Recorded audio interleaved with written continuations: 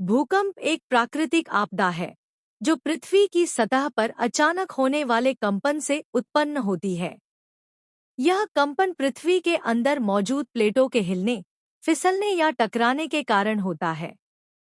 पृथ्वी की सतह कई टुकड़ों में बंटी हुई है, जिन्हें टेक्टोनिक प्लेट्स कहा जाता है। ये प्लेटें हर समय बहुत धीरे धीरे हिलती रहती हैं, लेकिन जब ये आपस में टकराती हैं या एक दूसरे से दूर जाती हैं, तब इनके बीच तनाव पैदा होता है। जब यह तनाव एक सीमा से अधिक हो जाता है, तो यह ऊर्जा के रूप में बाहर निकलता है और पृथ्वी की सतह को हिला देता है। इसी घटना को भूकंप कहते हैं। भूकंप के केंद्र को भूकंप का उपकेंद्र कहते हैं, और जहां से इसकी तरंगें धरती की सतह पर महसूस होती हैं, उसे एपिसेंटर कहा जाता है। भूकंप की तीव्रता को मापने के लिए रिक्टर स्केल का उपयोग किया जाता है। यह स्केल 1 से 10 तक होता है। यदि किसी भूकंप की तीव्रता 6 या उससे अधिक होती है, तो वह अत्यधिक विनाशकारी हो सकता है। भूकंप मेनली 4 कारणों से आते हैं। पहला, प्लेटों की गति। जब दो टेक्टोनिक प्लेटें आपस में टकराती हैं, तो वह स्थान अस्थिर हो जाता है और वहां भूकंप आने की संभावना बढ़ जाती है।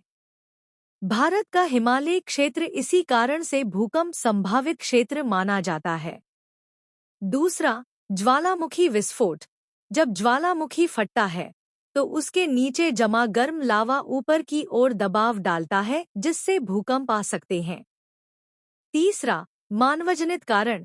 कुछ भूकंप मनुष्य की गतिविधियों के कारण भी आते हैं, जैसे कि खनन, बांध बनाना या परमाणु परीक्षण।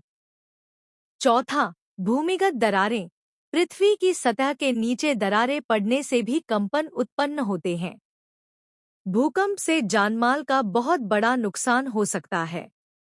ऊंची इमारतें गिर सकती हैं, सड़कें टूट सकती हैं, और जीवन पूरी तरह से अस्त-व्यस्त हो सकता है। इसलिए भूकंप संभावित क्षेत्रों में लोगों को हमेशा सतर्क रहना चाहिए और आपातकालीन योजना बनाकर रखनी चाहिए। सरकार और वैज्ञानिक भूकंप की भविष्यवाणी करने की दिशा में लगातार काम कर रहे हैं, लेकिन अभी तक यह पूर्ण रूप से संभव नहीं हुआ है। हाँ, हम इसकी तीव्रता और प्रभाव का अनुमान जरूर लगा सकते हैं। भूकंप एक गंभीर प्राकृतिक आपदा है, जो पृथ्वी की अंदरूनी हलचलों के कारण होता है। इससे बचाव का सबसे अच्छा उपाय है जागरूकता, मजबूत निर्माण तकनीक और समय पर सतर्कता।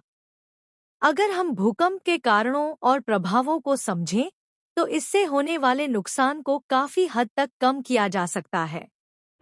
जानकारी अच्छी लगी तो चैनल को सब्सक्राइब करना ना भूलें।